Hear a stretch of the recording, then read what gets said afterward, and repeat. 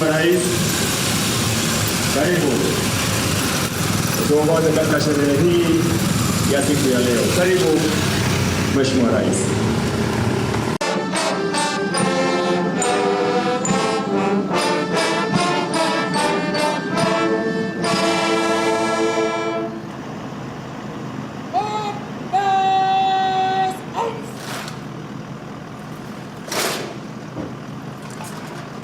Mkuu wa gwaride kuja mbele ya Mheshimiwa Rais kumwomba idhini ili apate kuikagua gwaride.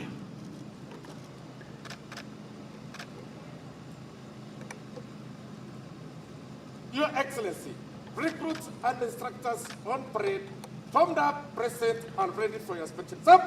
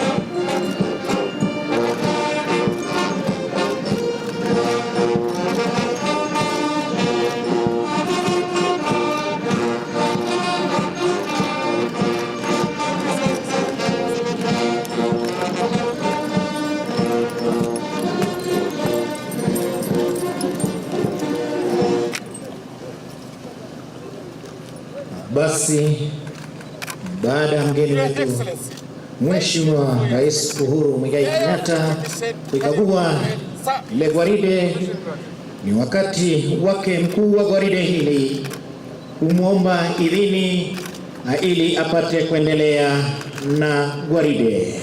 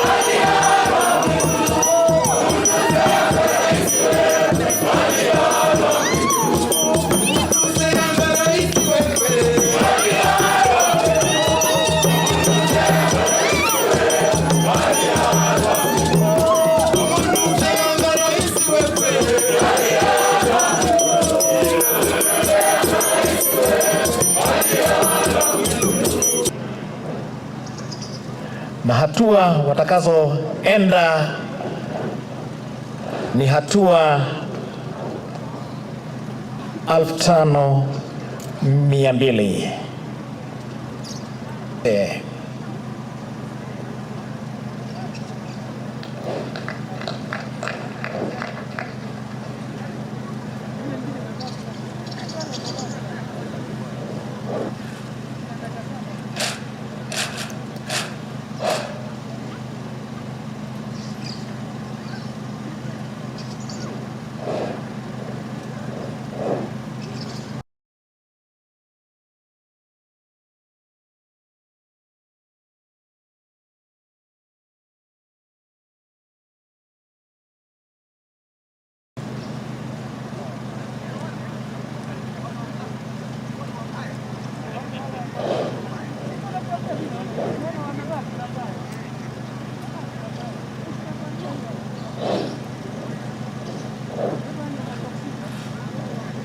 Mchezo huu unajulikana kama criss crossing.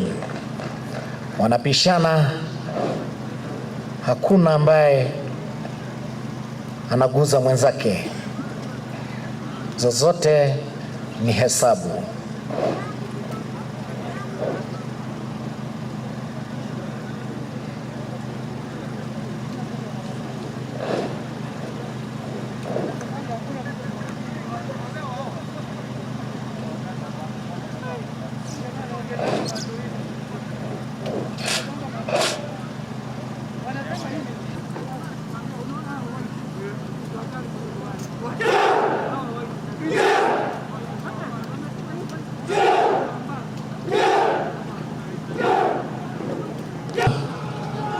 Na kugonga zile vionzi.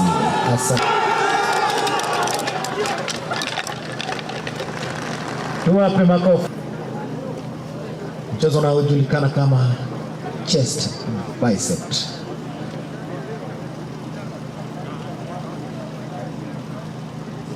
Bicep tricep.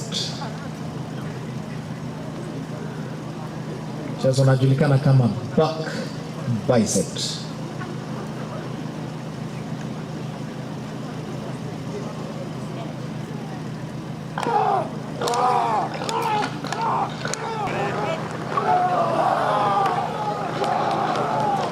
Tuwape makofi tafadhali. Asanteni sana.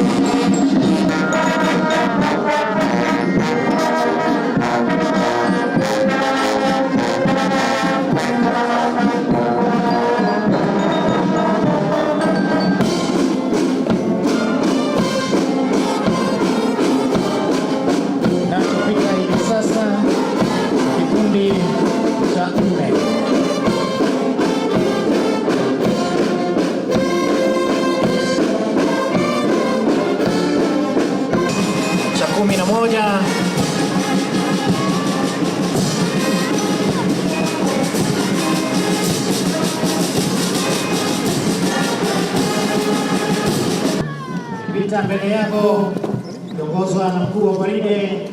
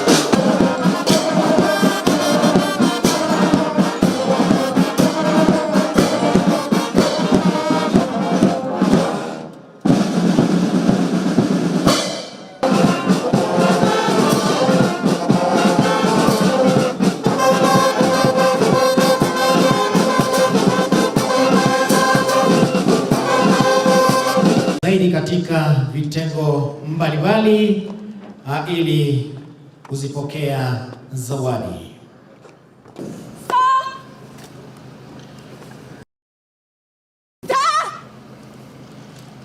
The best recruit in academics men, service number 200636, Bernard Kiplangat, Betch.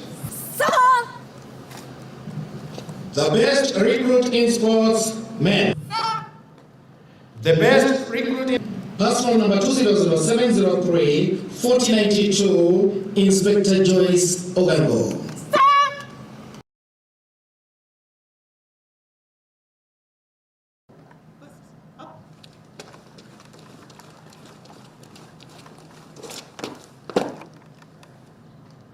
Congratulations.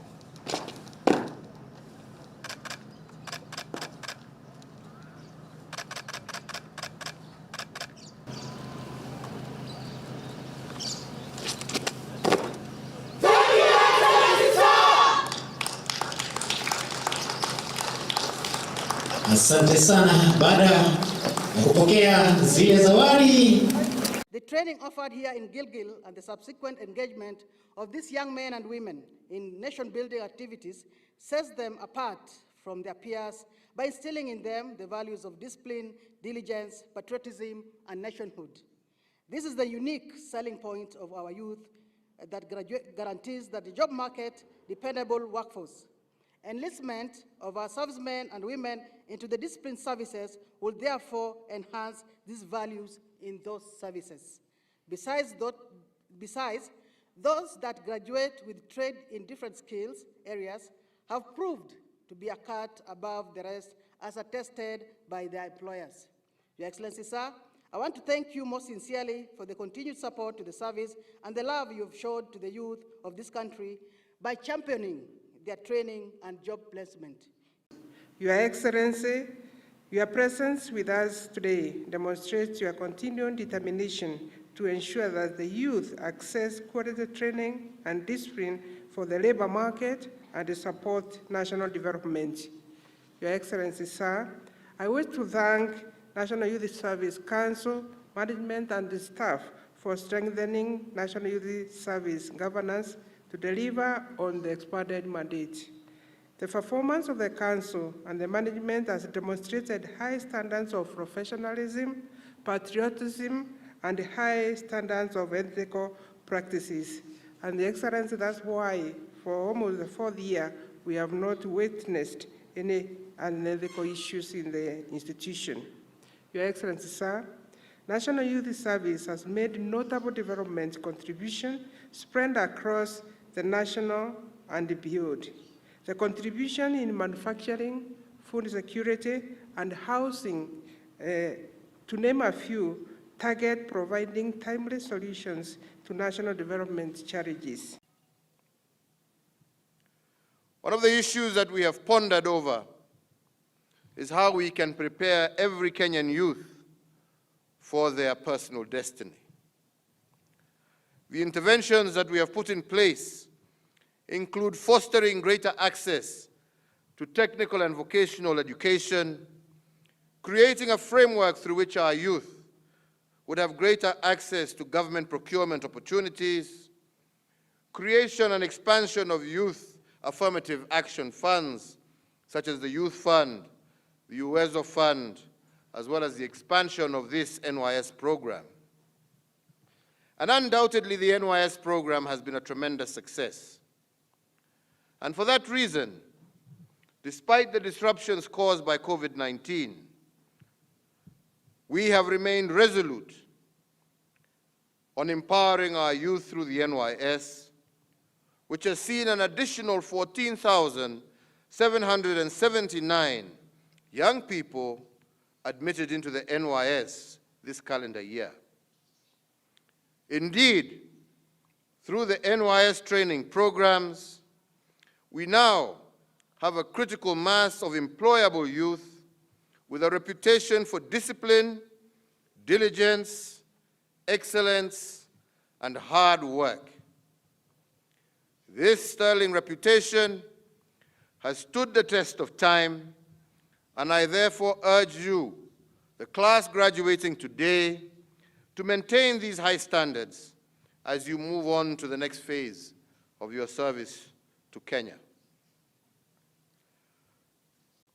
Since independence, the National Youth Service has been instrumental in our national development.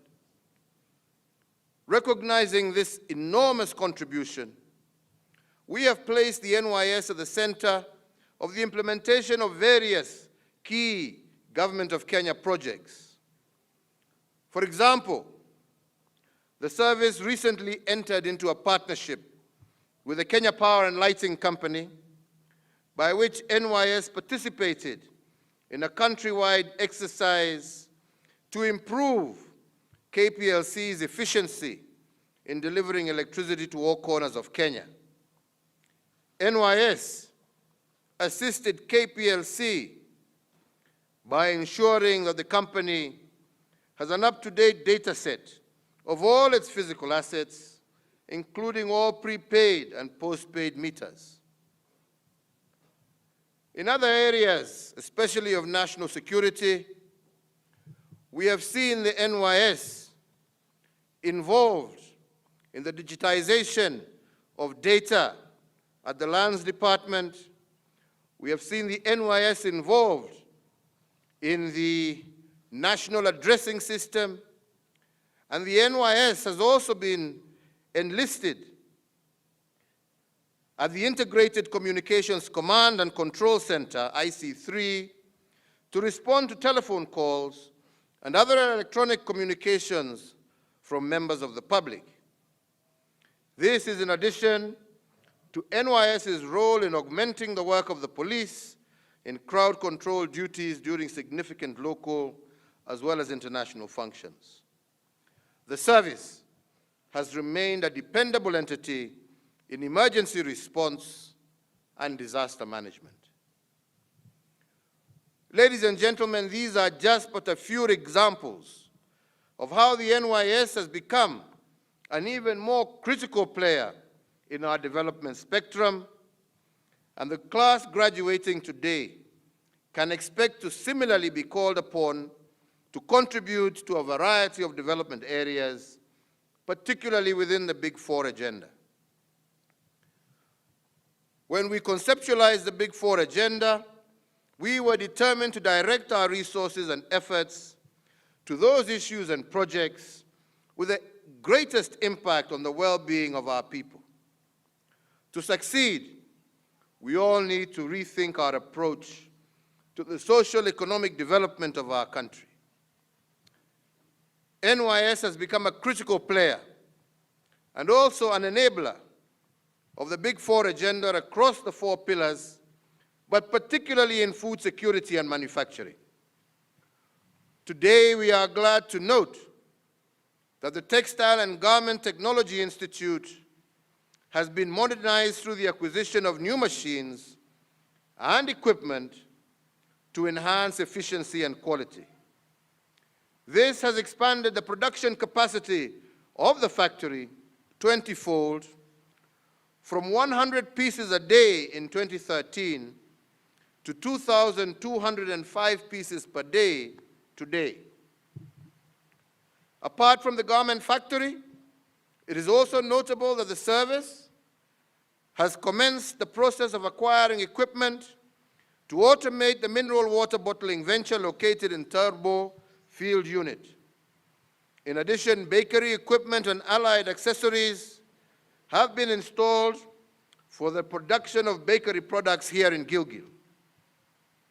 In support of our national food security, the NYS service has produced last year approximately 1,661 tons of food items from its various farm units across the country.